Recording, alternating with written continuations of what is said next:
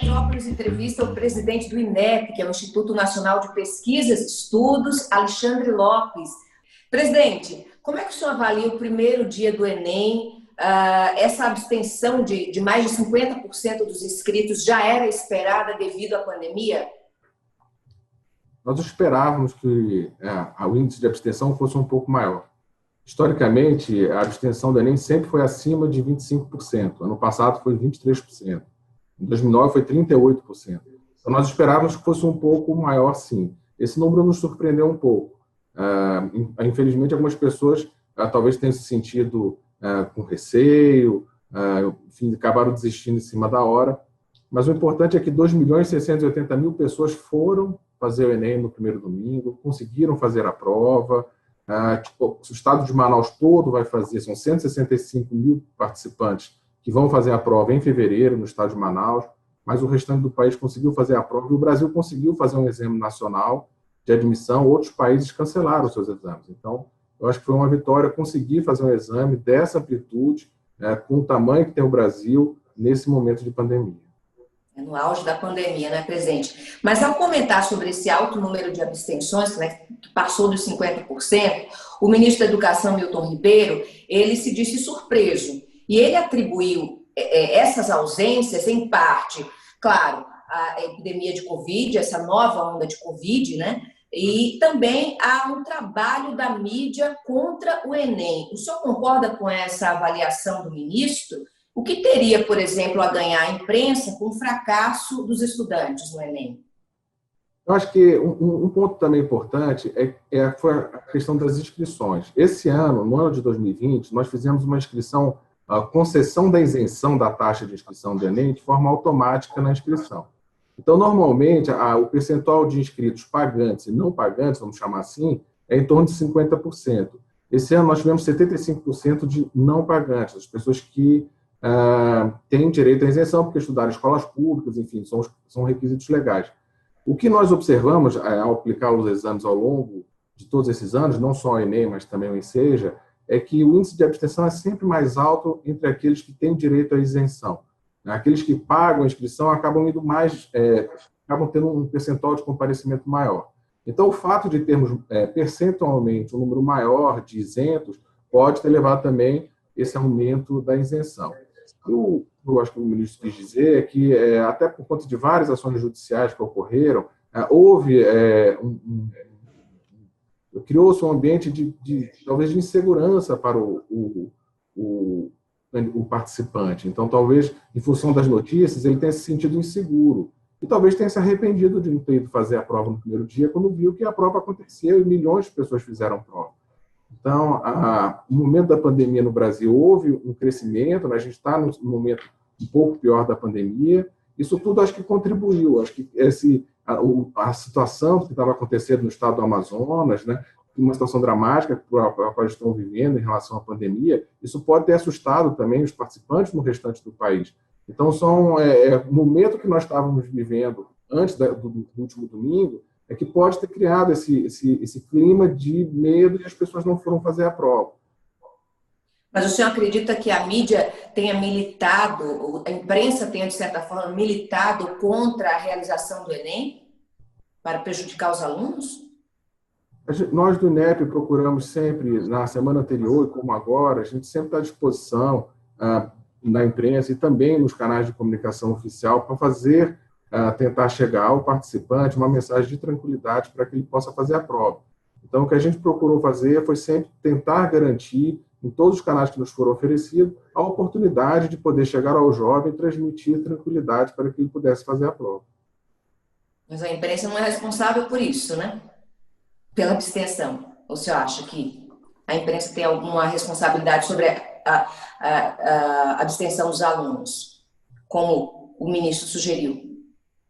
A imprensa, assim como as mídias sociais, que a gente tem visto está tendo um impacto muito grande na formação também da opinião pública, são canais importantes. Aquilo que repercute na mídia acaba, de alguma forma, reverbera dentro da casa da pessoa, do participante. Por isso que é importante a gente poder sempre conversar com as pessoas para poder passar a mensagem oficial, passar responder as perguntas, poder esclarecer as dúvidas. O importante é a divulgação da informação, isso é que eu acho mais importante. É ter esses espaços para a gente poder comunicar com a sociedade, seja através da mídia, seja através das redes sociais. O importante é que a gente trabalhe juntos para que o Brasil possa superar esse momento de pandemia. O Enem é uma etapa importantíssima na educação brasileira, é um exame de acesso, é o principal exame de acesso ao ensino superior. Várias faculdades e universidades cancelaram seus processos seletivos só para usar a nota do Enem agora de 2020. Então, esse Enem ele é muito importante. É importante dizer que o Brasil, com todas as dificuldades, está conseguindo garantir a realização do Enem, vai garantir a realização dos processos seletivos. O MEC já divulgou hoje o início do processo de preparação do SISU, usando as notas do Enem 2020. Então, se as pessoas tinham dúvidas se o SISU ia utilizar o Enem 2020, já saiu hoje no Diário Oficial, garantindo. Então, agora as universidades vão começar a se habilitar para poderem participar do processo SISU. É importante que o Brasil, juntos, com solidariedade, que a gente consiga caminhar. Antes da aplicação da prova, tivemos contatos com vários prefeitos que estavam com medo da aplicação nas suas cidades. E comentamos com eles que a dificuldade que seria para a gente fazer a aplicação no Amazonas inteiro como reaplicação. E que quanto mais cidades a gente não aplicasse, mais difícil seria a realização. E que a gente tivesse a solidariedade com o povo do estado do Amazonas para garantir que aqueles jovens também participem do Enem. Em várias situações, os prefeitos reverteram as suas decisões. No Brasil inteiro, só 2 municípios, que somados no menos de 5 mil participantes, que são todos importantes, que não fizeram a prova no primeiro domingo. Todas as outras localidades, os prefeitos, os governadores, permitiram que a gente fizesse a prova. Então, eu acho que esse é o momento é difícil. Num momento difícil, a gente tem que ter tranquilidade, serenidade e solidariedade. É isso que a gente tem que ter. Presidente, um dia depois da primeira etapa do Enem, que foi no domingo, o presidente da República, Jair Bolsonaro, criticou uma das questões do exame, que era aquela que tratava sobre a comparação de salários dos 2 jogadores, da Marta, jogadora da seleção feminina, e do Neymar, jogador da seleção masculina de futebol. O presidente falou em questões ridículas e que teriam sido elaboradas por outros governos. E eu pergunto, até que ponto, quanto o posicionamento do presidente da República sobre questões do Enem pode afetar ou impactar, ou de certa forma pautar até mesmo a direção do exame? No próprio domingo, a ministra Damares encaminhou um comunicado ao ministro Milton Ribeiro e publicou nas suas redes sociais um elogio, um agradecimento pelo tema da redação, por trazer o tema da questão da saúde mental para a redação do Enem. O Enem ele tem essa característica, acho que ano passado perguntaram por que não caiu a questão da ditadura. As pessoas perguntam, é natural que as questões do Enem tragam algum tipo de que reverbere na sociedade. Agora, o que o INEP tem procurado fazer procurar garantir uma prova mais equilibrada. Então, manifestações de apoio ou de críticas às provas são sempre bem-vindas, são naturais, acontecem não somente de autoridades, mas também de professores, enfim, das pessoas do meio educacional. Isso é normal para a gente. O importante é que essas manifestações não gerem uma polêmica na sociedade tal que prejudique o próprio participante. Então, nós entendemos que a gente procura dar liberdade para os técnicos elaborar as provas. É verdade, as provas são feitas com itens que foram pré-testados em anos anteriores.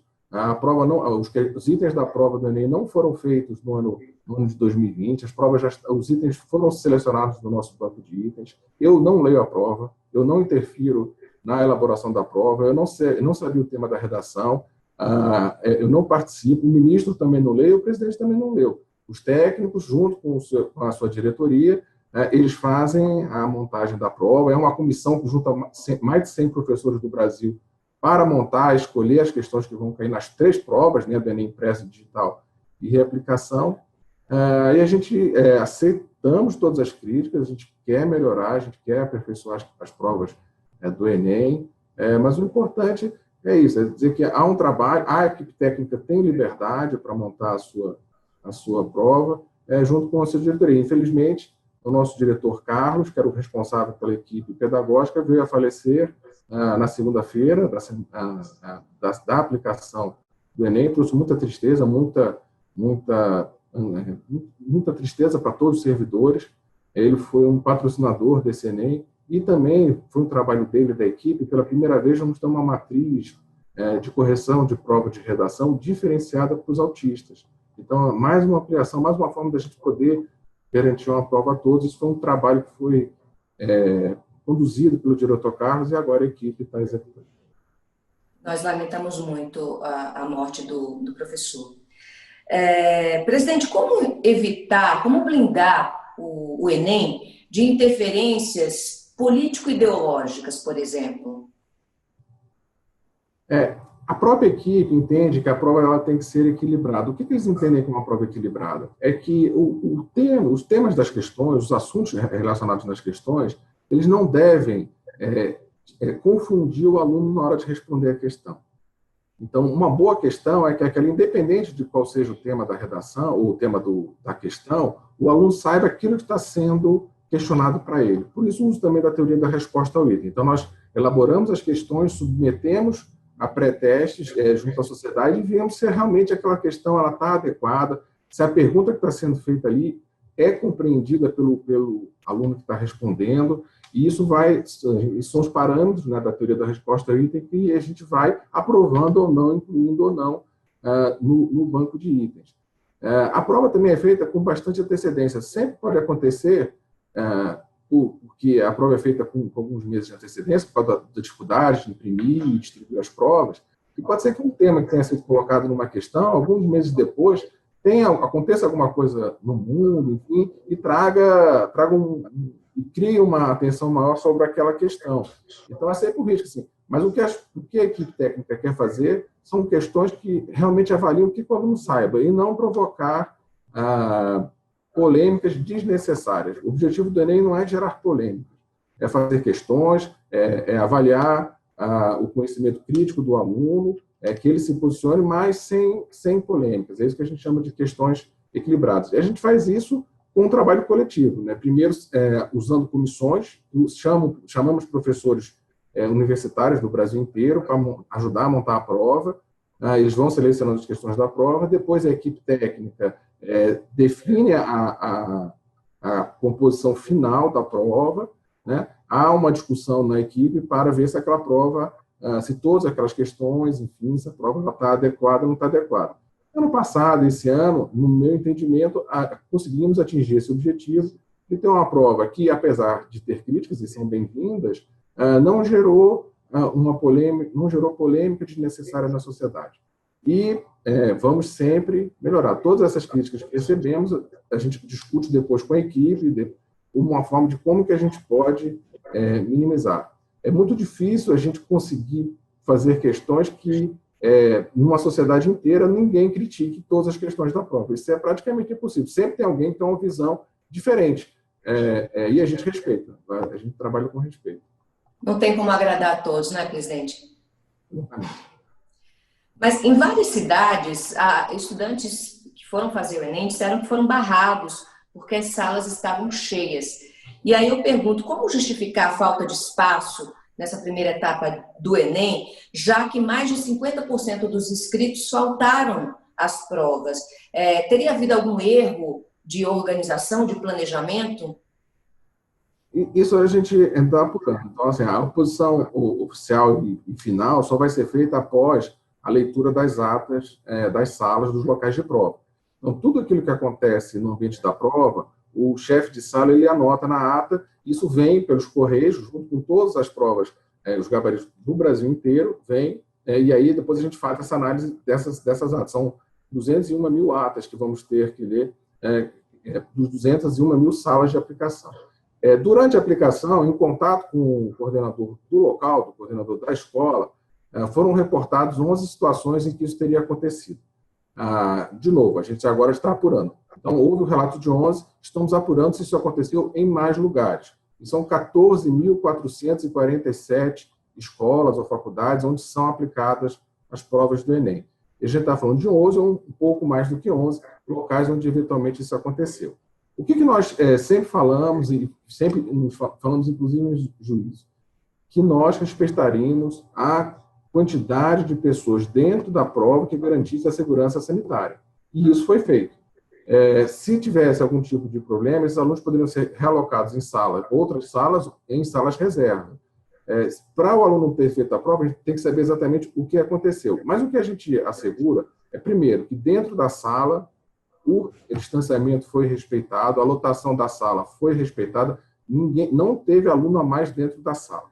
Às vezes, a gente vê na internet assim, mas as cadeiras estavam todas cheias. As cadeiras podem estar todas cheias, mas aquelas cadeiras estão com o distanciamento necessário para garantir que não haja riscos de contaminação. É isso que é o nosso dever. Primeiro, a saúde. Primeiro, a vida. É garantir. A gente não bota cadeira extra dentro da sala. Não empurra aluno para lá. Só vai entrar para fazer a prova a quantidade de pessoas que garanta a segurança. Se houve algum tipo de... esses tipos de situações, devem ser realocados na própria escola. Agora, se houve quem se sentiu prejudicado, quem não conseguiu fazer a prova, quem chegou lá e não conseguiu fazer a prova, não tem problema. A partir do dia 25 de janeiro, ele poderá entrar na página do participante, solicitar a reaplicação da prova e ele vai fazer a prova de novo. Então, ele não perdeu o Enem 2020. Essas pessoas não perderam o Enem. Eles vão fazer uma nova prova e vão ter a nota para concorrer a SISU para a Unifies. Essas pessoas não serão prejudicadas. Basta que ele entre na página do participante e descreva o que aconteceu. Entrei na escola, aconteceu isso, e solicita a reaplicação. A gente bate com a ata de sala, com a ata do local de aplicação, e aí a gente concede a reaplicação. Esses alunos que foram barrados, por exemplo, disseram que não receberam qualquer comprovante de comparecimento. Como é que eles vão provar que, de fato, eles estavam lá no dia e hora marcados e foram impedidos? Como é que o INEP vai julgar quem realmente foi, quem realmente compareceu e quem não compareceu? O participante não precisa provar. A gente não vai exigir prova do participante, porque a gente tem as informações do fiscal de sala, do que aconteceu naquela escola. Então, por exemplo, houve 3 escolas na Bahia onde houve interrupção de luz. Teve participante que concluiu a prova. Teve participante que não conseguiu concluir a prova, que ficou, mas até o final ficou escuro, etc. Então, esse participante, ele não precisa fazer prova. Basta dizer, eu estava fazendo prova, na escola tal, faltou luz, eu não consegui concluir a prova, porque a gente bate com a ata, e com isso a gente consegue. Então, a gente não pede, a gente não vai exigir do participante uma prova, ele não precisa provar. Basta ele entrar na página do participante pela internet e fazer a solicitação. A gente faz o batimento com as informações da sala e concede a reaplicação. Ele não será prejudicado, ele não precisa fazer prova, ele não precisa ter um documento, ele não precisa ter comprovante, ele não precisa fazer nada, é só entrar e pedir. Porque nós temos, ao final, por isso que é a partir do dia 25 de janeiro, porque a gente, com o retorno das atas de todas as salas, do primeiro e segundo dia de aplicação, a gente consegue saber o que aconteceu e tomar uma decisão. Presidente, nós que cobrimos nós da imprensa que cobrimos o primeira etapa do Enem, vimos cenas de aglomeração, frequentes cenas de aglomeração, principalmente fora dos locais de aplicação das provas. O senhor acha que esse incidente, essas aglomerações, elas podem dar causa a uma disputa judicial? E se houver uma disputa judicial, o INEP está preparado para enfrentar essas ações? O INEP ele é assessorado pela Advocacia Geral da União, a Procuradoria Geral Federal trabalha com procuradores em todas as unidades da federação, em regime de plantão específico por conta do INEP. Então, não é apenas os procuradores lotados do INEP que atuam judicialmente, mas toda a Procuradoria Geral Federal e a Advocacia Geral da União em todos os estados da federação, que garante a segurança jurídica para a aplicação. É importante dizer que todo o processo do Enem passa pelo crivo da Advocacia Geral da União. Então, a Advocacia Geral da União ela avalia a legalidade dos procedimentos e atos feitos pelo INEP. E nossa Procuradoria atestou, então, a legalidade dos nossos atos. A judicialização sempre pode ocorrer. É da democracia que a pessoa recorra ao judiciário se sentiu de alguma forma, prejudicado. Isso é natural. E, em juízo, vamos fazer, então, a defesa da instituição do INEP. Com relação à aglomeração, nós antecipamos a abertura dos portões em meia hora, justamente para poder dispersar melhor os alunos na entrada do exame, para evitar esse tipo de aglomeração. Entramos em contato também com autoridades locais que ajudassem, junto com as forças de segurança, a ajudar a fazer o dispersamento das pessoas na abertura. Mas são seres humanos, são 14.447 locais de prova, são 5.600.000 pessoas inscritas, são 1.700 municípios fazendo prova. Da natureza humana, a gente não consegue. A gente solicita, a gente orienta, a gente pede a compreensão, a responsabilidade das pessoas nesse momento de pandemia, que evitem ficar conversando na porta, que se dirijam rapidamente à sua sala de prova para poder fazer a prova. E na saída também, que eles não fiquem comentando a prova na porta, né? Mas que eles vão para casa e, através das suas mídias sociais, comentem a prova. Vai mudar alguma coisa na logística do Enem nessa segunda etapa das provas para evitar essas aglomerações? Ou seja, os portões podem ser abertos ainda mais cedo? Alguma mudança no planejamento? O planejamento ele segue, como foi feito para o primeiro dia de prova. A gente está buscando conversar com os locais onde foram reportados que os alunos não conseguiram locais, e a gente está buscando, através do consórcio aplicador, garantir mais locais de sala para evitar que se isso aconteça de novo.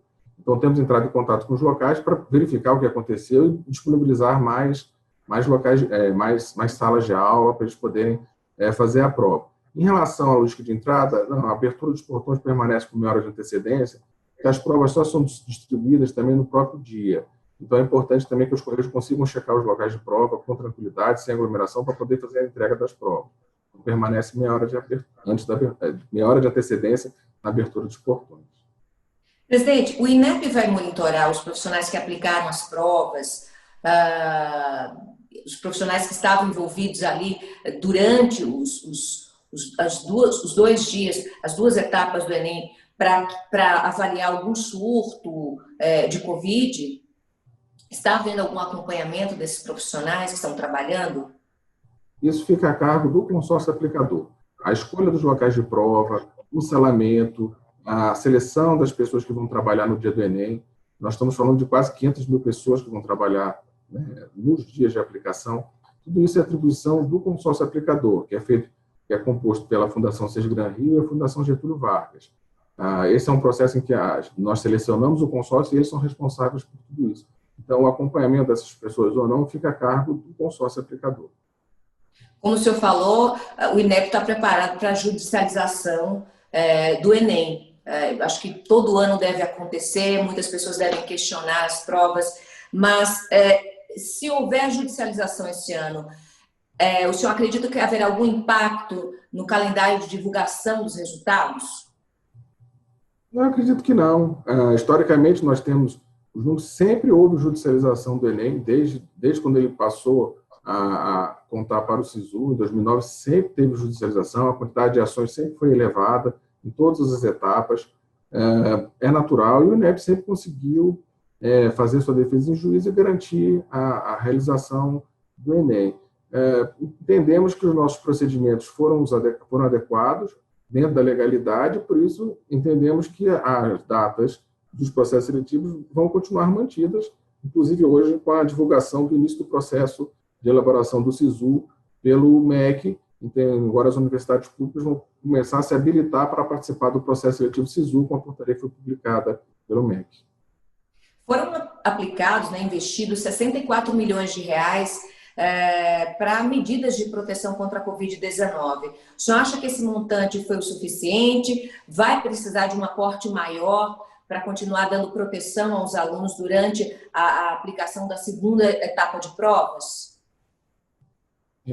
Esse valor já foi todo empenhado. O pagamento se dá depois da execução do Enem, dentro do processo normal do orçamento público, empenho, liquidação e pagamento. Acreditamos que foi o valor adequado. Esse contrato foi discutido com o consórcio aplicador, as medidas de de biossegurança, com relação ao uso de álcool gel e de compra de máscaras para os aplicadores. Isso foi tudo discutido durante o processo de planejamento. Entendemos que esse valor é o adequado. Com relação à aplicação de 100% do estado do Amazonas, pode ser que a gente tenha que fazer algum ajuste contratual pela dimensão do trabalho de reaplicação. Que, na verdade, é um adiamento de aplicação. Mas qualquer ajuste que tenha que ser feito é pontual. O senhor afirmou ao portal UOL, em entrevista, que o adiamento do Enem prejudicaria as pessoas mais pobres. Mas os números oficiais da Covid mostram também que a doença ela é mais cruel exatamente com os mais pobres. Eles são os mais vulneráveis à Covid-19.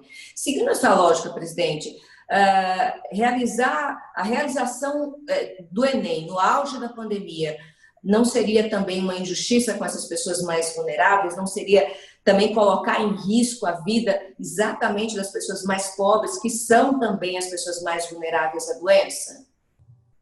Por isso que nós garantimos que no ambiente da prova, dentro da escola, dentro da sala de aula, haveria o cumprimento do nosso protocolo de segurança para garantir a saúde dos participantes.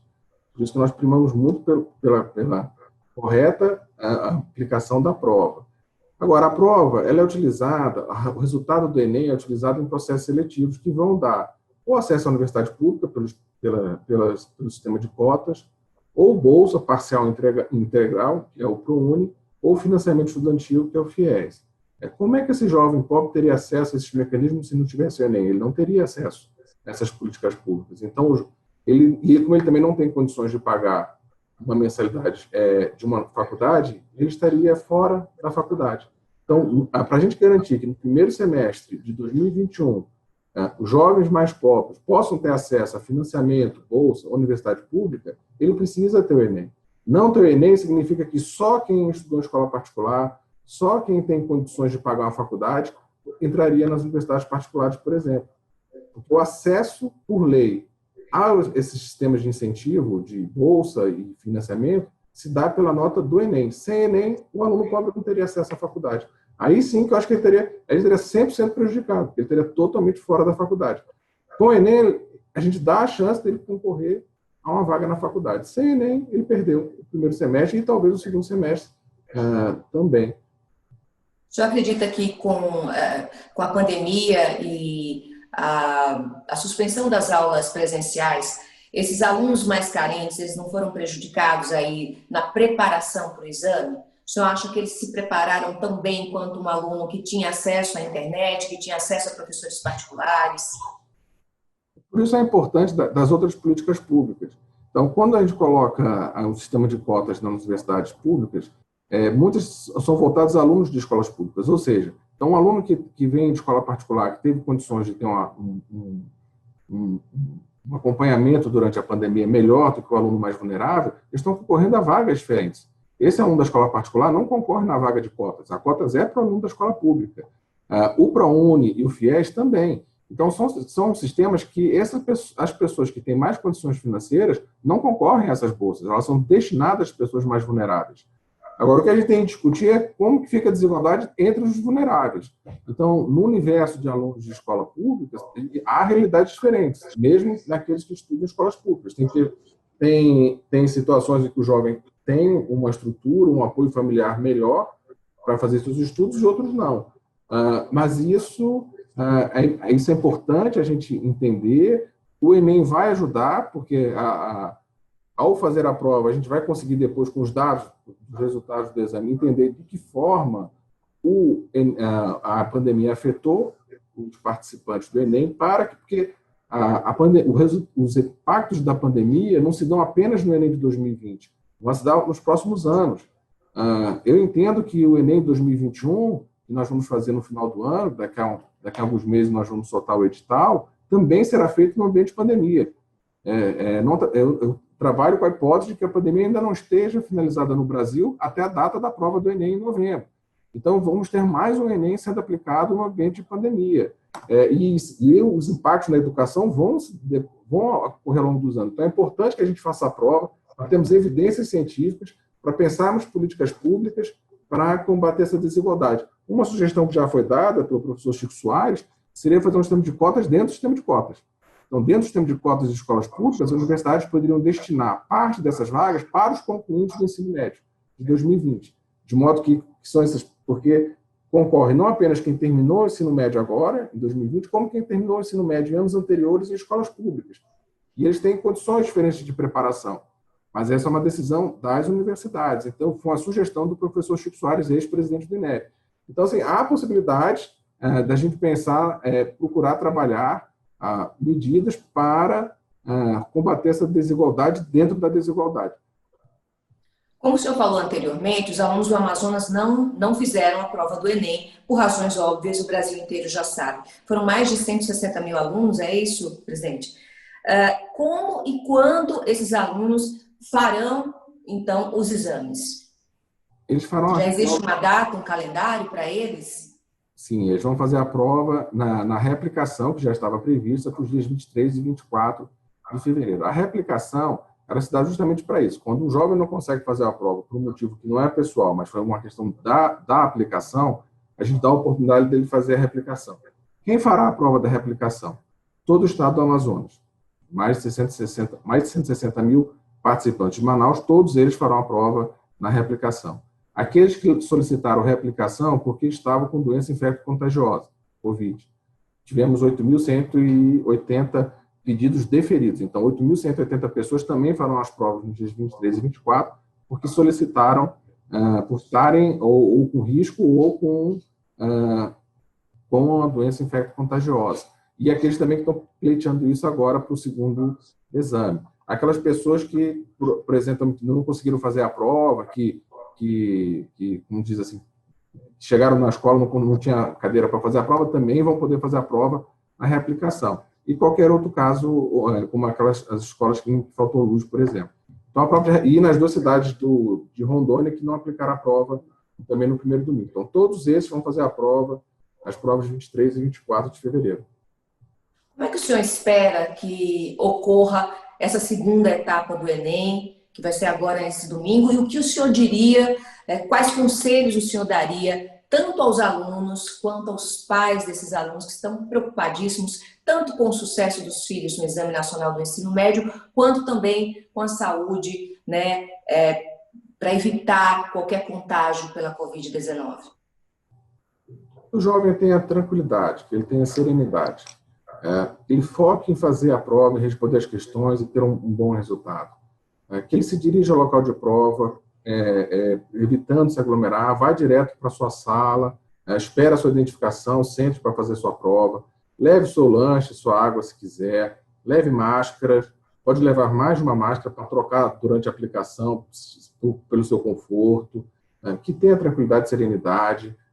Nós garantimos que, se a sua sala tiver todas as cadeiras ocupadas, não se preocupe, todas as cadeiras ocupadas não é problema, mas significa que o distanciamento social foi cumprido dentro da sala, de modo que o ambiente é seguro, tem álcool gel, as condições foram dadas para que ele faça uma prova com segurança. Espero que tudo ocorra bem, que todos consigam fazer sua prova com tranquilidade e que concorram então às vagas e tenham acesso à faculdade, que é o sonho de todo jovem. E a palavra para os pais desses alunos, presidente? Que não pressione seus filhos. O mais importante é deixe seus filhos tranquilos, eles precisam ter serenidade para poder fazer uma boa prova. Os pais têm que dar o apoio aos seus filhos, deem força, deem mensagens de apoio, mas não coloquem uma pressão maior do que os jovens já sofrem normalmente por fazer uma prova do Enem. Presidente, obrigada pela entrevista. Boa sorte nessa segunda etapa do Exame Nacional do Ensino Médio. Obrigado. E o Metrópolis Entrevista fica por aqui. Eu aguardo vocês numa próxima oportunidade. Tchau.